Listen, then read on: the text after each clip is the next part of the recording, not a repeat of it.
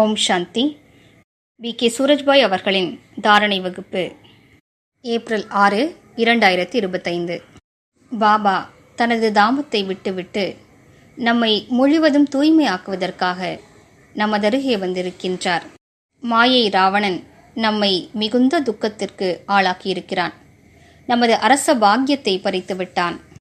நமது அலங்காரத்தை சீர்குலைத்து விட்டான்.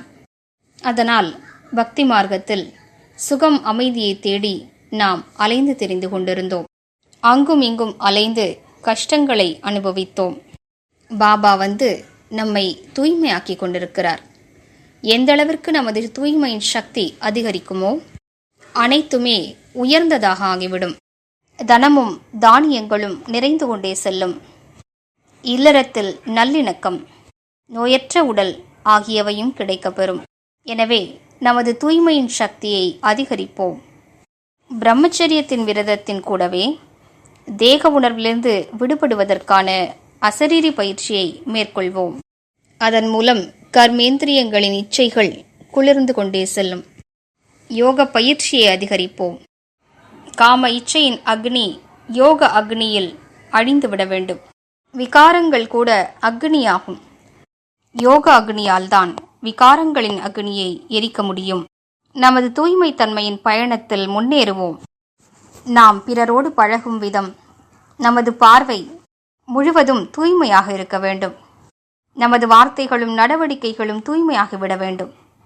நமது எண்ணங்களும் கனவுகளும் கூட தூய்மையாகிவிட வேண்டும். தனக்குத்தான் பேசிக்கொள்வோம்.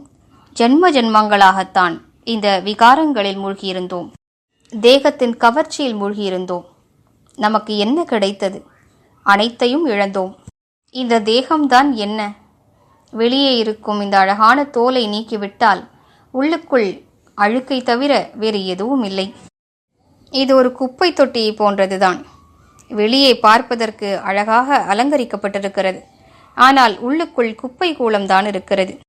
இதனால் ஏன் நாம் கவரப்பட வேண்டும்? இந்த உடலோ நாகப்பாம்பை போன்றதாகும். இதில் ஜொலிக்கக்கூடிய மணியாகிய ஆத்மாவை காண்போம்.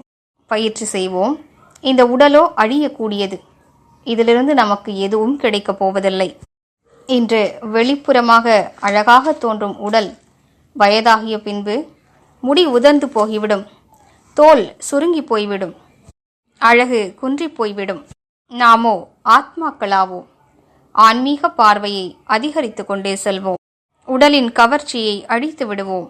எப்போது அனைவரையும் ஆத்மாக்களாக பார்க்க தொடங்குவோமோ தானாகவே தேகத்தின் கவர்ச்சி தளர்வடைய தொடங்கும். வீட்டில் இருந்தபடியே பயிற்சி செய்வோம். அனைவரும் ஆத்மாக்கள். ஆத்மாக்களின் விளையாட்டு நடந்து கொண்டிருக்கிறது. பாபாவிடம் பேசிக்கொண்டே இருப்போம். பாபா, நாங்கள் முழுவதும் தூய்மையாகி இந்த இயற்கையை மற்ற மனிதர்களை தூய்மையாக்குவோம். பாபாவுக்கு வாக்குறுதி அளிப்போம். பாபா, உங்களுக்கு கொடுத்த வாக்குறுதியை நாங்கள் மீற மாட்டோம் என்று தந்தையிடம் கூறுவோம். மீண்டும் மீண்டும் அதை உறுதிப்படுத்துவோம். வாக்குறுதி கொடுத்தேன், பின்னர் மீறிவிட்டேன் என்று கலங்கக்கூடாது.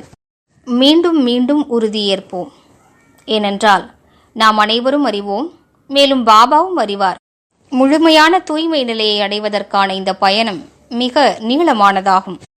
ஒரு நாளில் யாரும் தூய்மையாகிவிட முடியாது. ஒருவேளை கடந்த காலத்தில் உங்கள் மூலமாக ஏதோ தவறு ஏற்பட்டிருக்கிறது என்றால் அதுவோ அறியாமை நிலையில் செய்த தவறுகள் என்பதை உணர்ந்து கொண்டு பாபாவிடம் ஒப்படைத்துவிட்டு அதனை சரி செய்வதற்கான முயற்சியை தொடங்குங்கள். அந்த தவறுகள் சார்ந்த விகாரத்தை அழிப்பதற்கான முயற்சியை தொடங்குங்கள். பயிற்சி செய்யுங்கள்.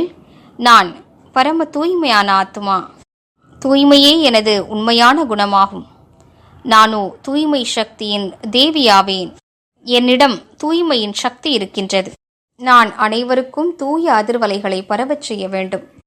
யார் நல்லதொரு தூய்மையின் சக்தியை அடைய விரும்புகிறார்களோ அவர்கள் அனைவரையும் ஆத்மாக்களாக பார்த்து அவர்களுக்கு தூய அதிர்வலைகளை பரவச் செய்ய வேண்டும். எனவே இன்று முழு நாளும் பயிற்சி செய்வோம்.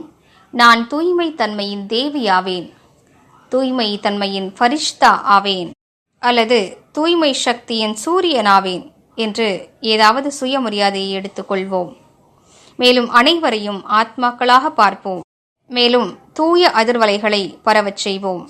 யார் முன்னிலையில் வந்தாலும் அவர்களுக்கு தூய்மை சக்தியை பரிசாக வழங்குவோம். யார் முழுவதுமாக தூய்மையாக